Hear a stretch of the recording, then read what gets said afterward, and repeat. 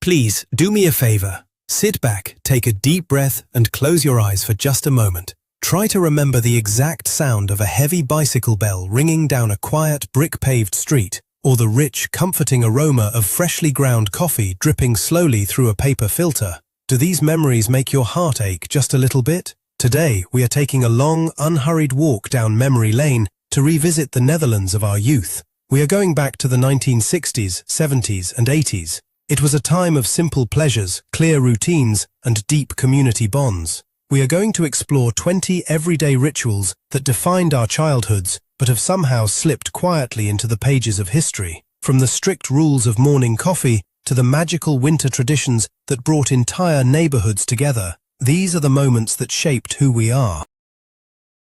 And make sure you stay with me until the very end, because the final ritual we will talk about is a deeply touching bedtime memory that is guaranteed to bring a warm tear to your eye.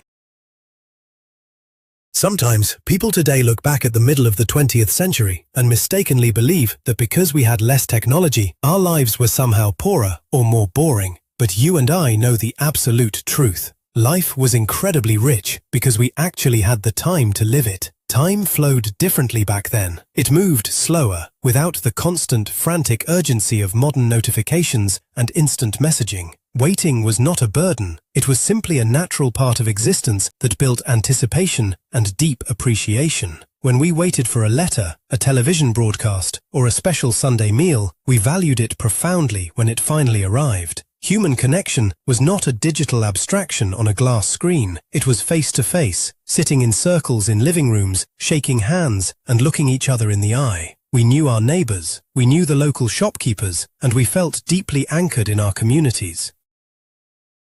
We did not have endless choices, but what we did have was built to last, both in our homes and in our hearts. Let us remember that beautiful era together.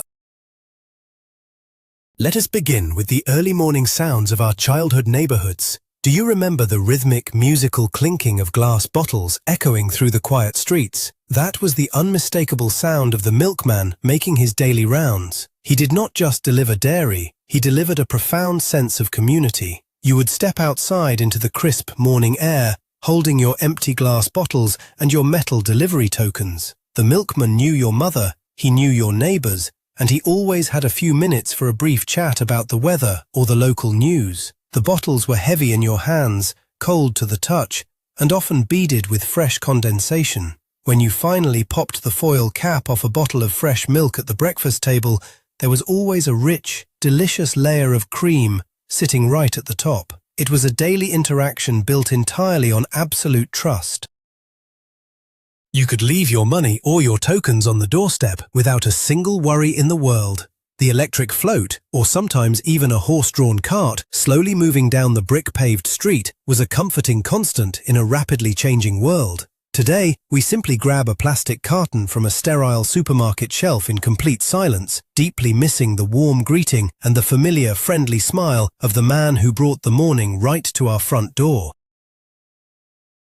And speaking of the morning, we cannot forget the absolute sanctity of Dutch coffee time. At precisely 10:30 in the morning, and again at 8 o'clock in the evening, the world seemed to completely stop. The heavy ceramic cups were placed on the table with matching saucers. But the most important part of this ritual was the cookie tin. The host would carefully open the beautifully decorated metal tin, offering it to the guests and family members. Here was the golden, unwritten rule of our culture. You were allowed to take exactly one cookie. Not two, not a handful, but just one single biscuit to accompany your coffee. You would carefully select a spritz, a stroopwafel, or a simple kakje. The moment everyone had taken their single treat, the lid would go back on the tin with a very final, echoing snap, and the tin was promptly removed from the table. It was a beautiful display of our famous national thriftiness, but it also taught us a valuable lesson in appreciation. We savored every single bite of that one cookie. We let it melt on our tongues while we shared stories and caught up on the day. It was not about abundance. It was about the shared experience of pausing our busy lives to simply be together in a warm, cozy living room. Now, let us turn our attention to the heart of the winter home, the mighty coal stove. Before central heating became the standard, the living room was dominated by a large, heavy iron stove. Do you remember the distinct, slightly sharp smell of sulfur and burning coal that lingered in the house during the dark winter months? The arrival of the coal delivery man was a major event. He was a strong, silent man with a face constantly smudged with black soot, carrying impossibly heavy sacks of heavy coal on his shoulders. He would dump the fuel into the basement or the shed, raising a cloud of dark dust. Tending to the stove was a serious daily chore. You had to carefully regulate the airflow, scoop the heavy black lumps into the fire, and regularly empty the grey ashes.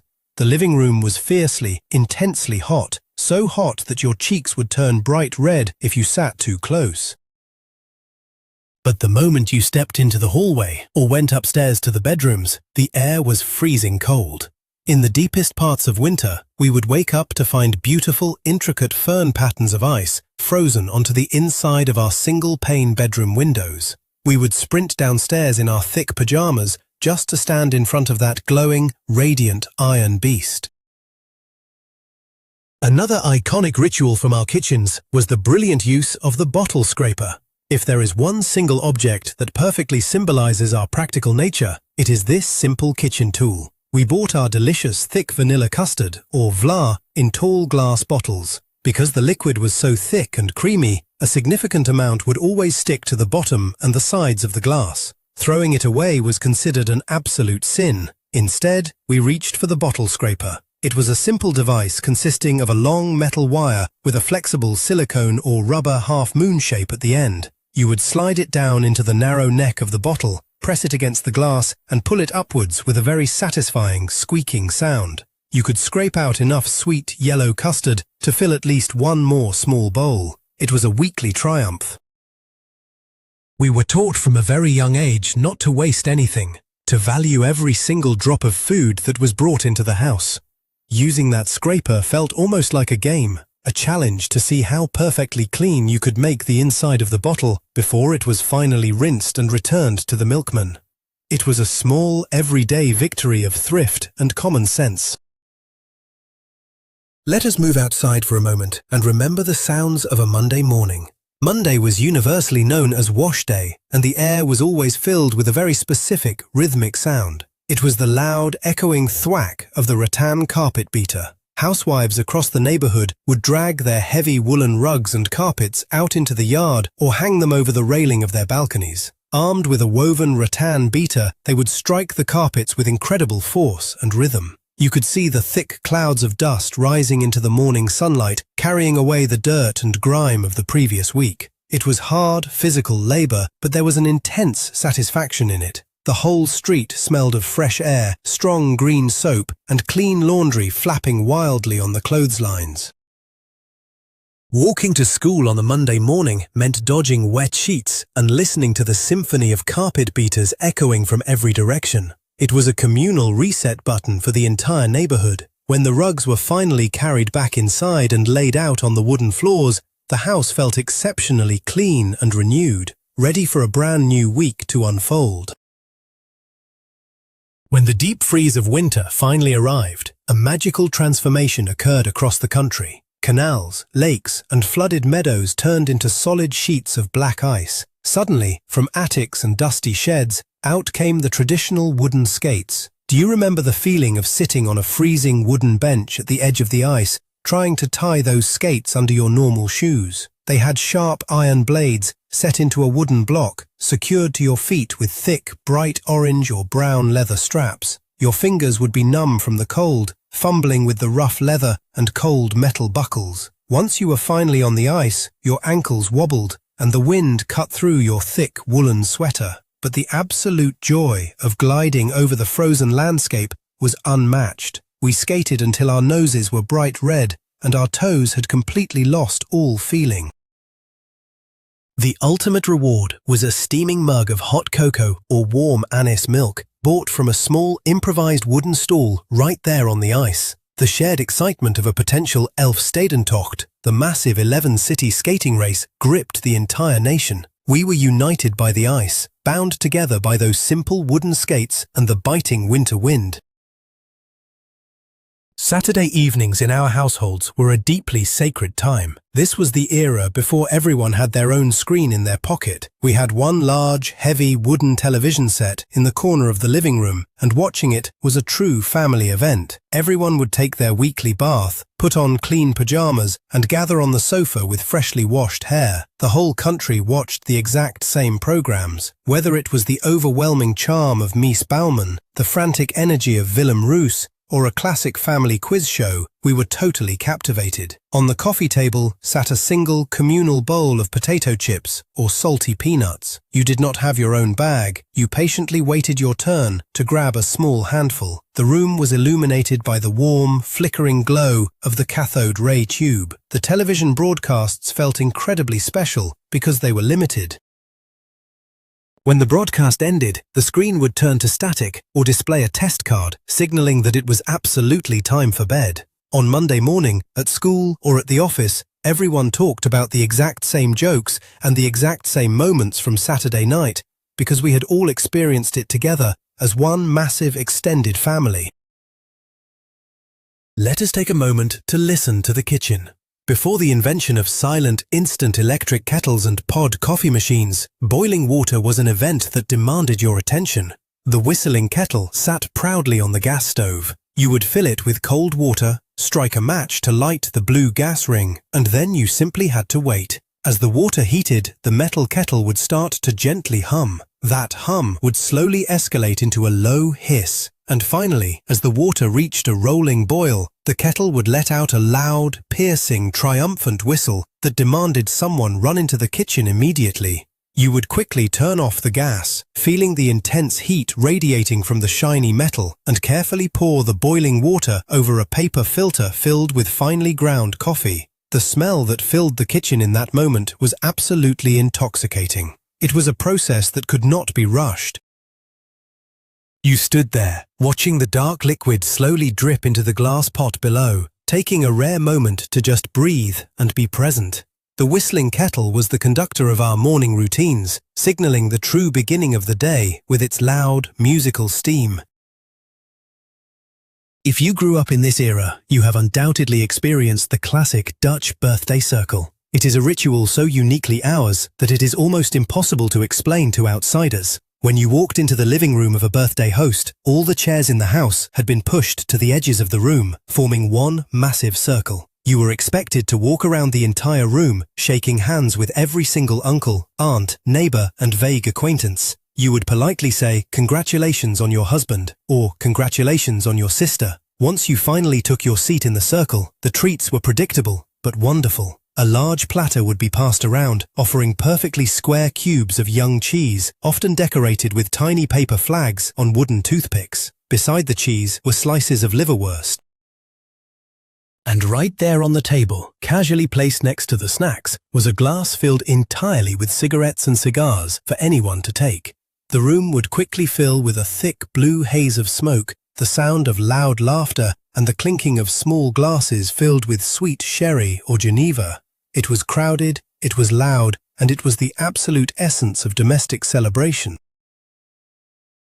For the children, life happened completely out on the streets. Long before video games kept kids indoors, we played a game that required nothing more than a ball and 2 sidewalks. Playing Sturpranden, or curb ball, was the ultimate test of skill and precision. You stood on one side of the street, your friend on the other, and you threw a heavy leather or rubber ball, aiming directly at the edge of the opposite curb. If you hit it perfectly, the ball would bounce wildly back to you, earning you points and the right to move closer. The repetitive, dull thud of the ball hitting the stone curb echoed through the neighborhoods all afternoon. We played with incredible intensity, shouting over the scores, dodging the occasional passing car or bicycle. We had scraped knees and dirty hands, but we felt completely free. There were no cell phones to call us home.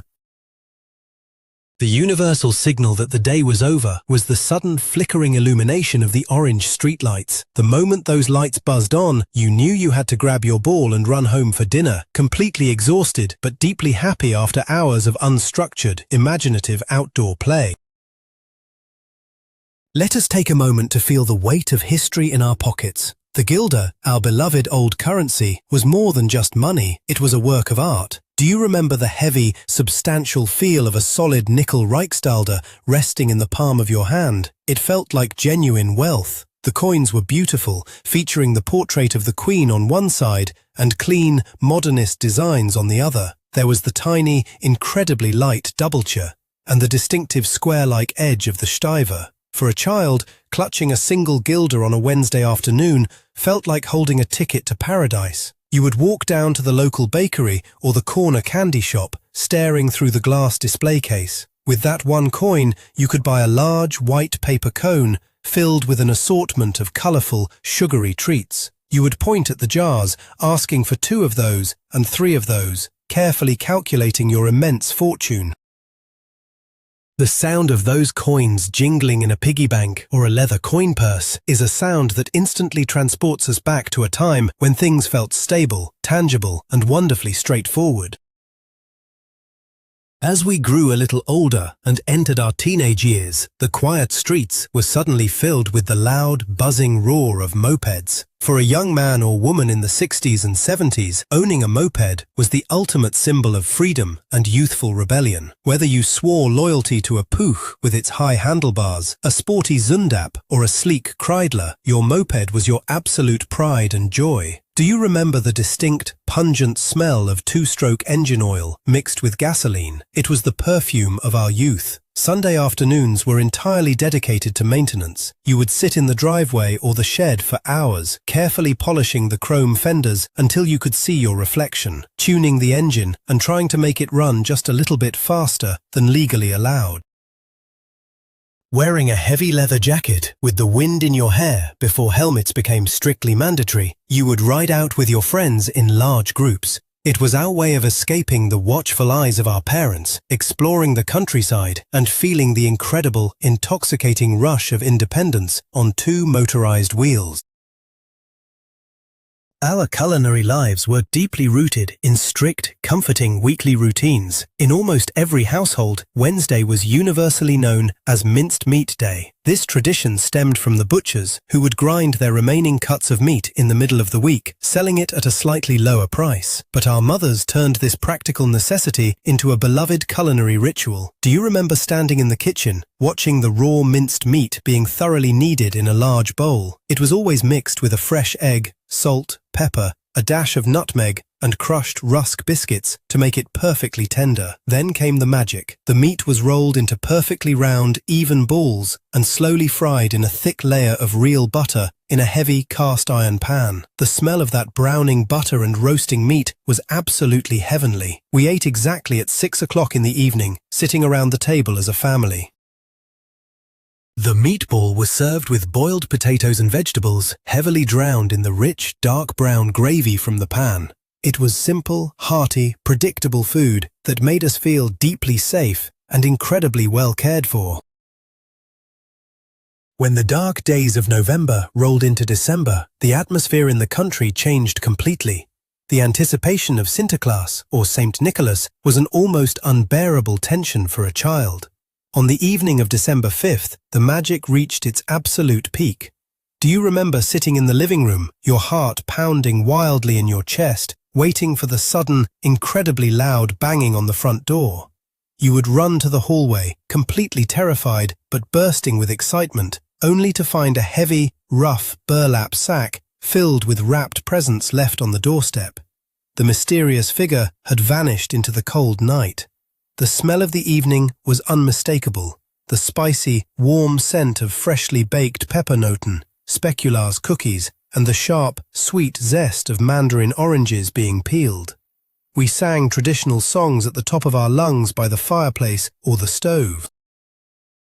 The sheer innocence of that magic, believing completely in the man on the white horse riding over the rooftops, is a feeling of pure wonder that we leave behind in childhood but fondly remember for the rest of our lives. When the summer holidays finally arrived, millions of us engaged in the great national migration to the campsites. We did not fly to distant tropical islands. We loaded up the car and drove to the Veluwe, to Zeeland, or to the coast. Do you remember the distinct, slightly damp smell of heavy canvas tents in the early morning? Putting up a traditional Devard tent was a massive family project involving heavy steel poles, dozens of wooden pegs, and a lot of shouting. We slept on thin air mattresses that almost always slowly deflated by the time morning came. Breakfast consisted of white bread with chocolate sprinkles, eaten while sitting on incredibly simple, uncomfortable folding chairs with brightly colored fabric. The days were spent playing badminton over a makeshift clothesline, washing dishes in a plastic basin at the communal water tap, and walking to the camp store with a few coins to buy an ice cream. Even when it rained for 3 days straight and the tent felt cold and damp, we played board games by the light of a gas lamp. It was a beautifully simple, grounded way to spend the summer, completely connected to nature and to our families.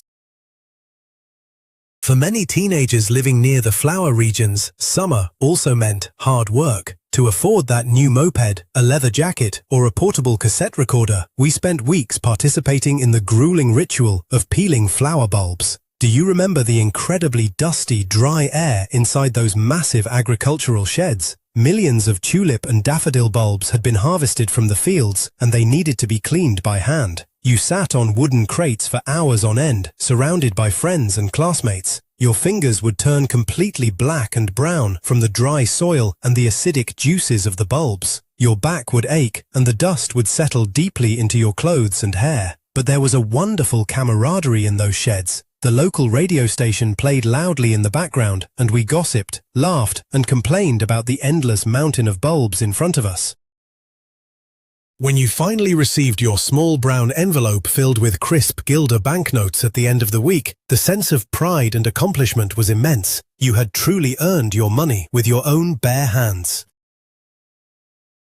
Before the luxury of modern, fully automated washing machines and tumble dryers, doing the laundry involved a frightening but fascinating piece of machinery. Do you remember the heavy, manual laundry wringer? It was usually attached to a large tub or a primitive washing machine consisting of two massive, heavy rubber or wooden rollers with a large iron crank handle on the side. The process of getting the water out of thick cotton towels or heavy denim jeans was intensely physical. You had to carefully feed the soaking wet fabric between the two rollers while turning the crank with all your might. The machine would violently squeeze the water out in a rushing stream, flattening the clothes into stiff boards. We were constantly warned by our mothers to keep our fingers far away from those relentless rollers, as getting a hand caught was a genuine childhood fear. Yet it was deeply satisfying to watch a heavy, dripping blanket go through the wringer and come out perfectly pressed and ready for the clothesline. It was a testament to the hard, physical labor that went into simply keeping a household running smoothly in those days. By the time Friday evening arrived, the strict rules of the weekly menu were sometimes blissfully broken. The absolute highlight of the week for any child was being told we were getting food from the local snack bar. Do you remember walking down the street, clutching a few coins, guided by the overwhelming, mouth-watering smell of deep-frying fat? You would stand in front of the glass counter, watching the owner scoop golden, crispy fries from the bubbling oil. They did not come in sterile cardboard boxes. They were expertly scooped into a large, warm cone made of thick white paper. The crowning glory was a massive, generous dollop of thick, creamy Dutch mayonnaise slapped right on top. Walking home in the dark, you could not resist stealing a few hot fries from the top, burning your tongue but not caring one bit. You would eat them using a tiny, flat wooden fork that always tasted slightly of the wood itself. Sharing those fries from the paper cone, licking the salt in mayonnaise from your fingers, was a small, affordable luxury that felt like an absolute royal feast at the end of a long school week. Communication in our youth required patience, thought, and physical effort. When we wanted to reach someone far away, we did not send a text message. We wrote a letter. Do you remember the incredibly thin, almost translucent blue paper of the aerograms used for international mail? You would sit at the table with a fountain pen, carefully considering every single word because space was limited and crossing things out looked messy. You poured your heart, your news, and your feelings onto that delicate paper, folded it neatly, and glued the edges shut. Taking it to the bright red mailbox on the corner was a ritual in itself. The sharp, mechanical snap of the metal mail slot closing over your letter felt final and important. Then you simply waited. You waited days, sometimes weeks, for a reply. The anticipation of hearing the postman walking up the driveway, followed by the soft thud of a letter landing on the doormat, was a feeling of profound excitement. Holding a handwritten letter meant holding something that someone you loved had physically touched, breathing their time and energy into the very paper. Finally, as the long day came to an end and the house grew quiet, it was time for bed. For countless children growing up in those decades, bedtime was defined by the comforting, familiar voices of a specific boy and girl. Do you remember lying snug under heavy, scratchy wool blankets, completely tucked in, while your mother or father opened a sturdy book? The iconic, stark black and white silhouettes, drawn by Foreve Westendorp, came to life as your parents read the brilliant, simple stories of Jip and Janneke, written by Annie M. G. Schmidt. We listened to their innocent adventures about walking the dog Tacky, eating pancakes, or playing in the rain. The cadence of the reader's voice, the warmth of the bedroom, and the gentle ticking of the clock downstairs created an atmosphere of absolute, impenetrable safety. There were no monsters under the bed, no worries about the future, just the soothing rhythm of a perfectly told story. Drifting off to sleep with those words in your ears is perhaps the most deeply comforting, magical memory of our childhoods, a profound feeling of being unconditionally loved and completely protected. As we open our eyes and return to the present day, it becomes beautifully clear. We do not just miss the heavy coins, the glass milk bottles, or the wooden skates. What we truly miss is how those things made us feel. We miss the deliberate slowness of our days, the undivided attention of our families, and the comforting predictability of a world that seemed just a little bit smaller and infinitely warmer. These 20 rituals were not just chores or pastimes, they were the invisible threads that connected our generation, weaving a tapestry of shared memories that we carry with us to this day. Our childhood may be gone, but the love, the resilience, and the warmth we learned during those magical decades will forever remain a part of our souls. If this journey back in time brought a smile to your face or a nostalgic tear to your eye, please subscribe to the channel and give this video a warm like. It helps us keep these precious historical memories alive for the future. And now, I would love to hear from you. Which of these rituals do you miss the absolute most? Or is there a special memory from your own youth that I did not mention? Please write your beautiful stories down in the comments below so we can read them and remember those wonderful days together.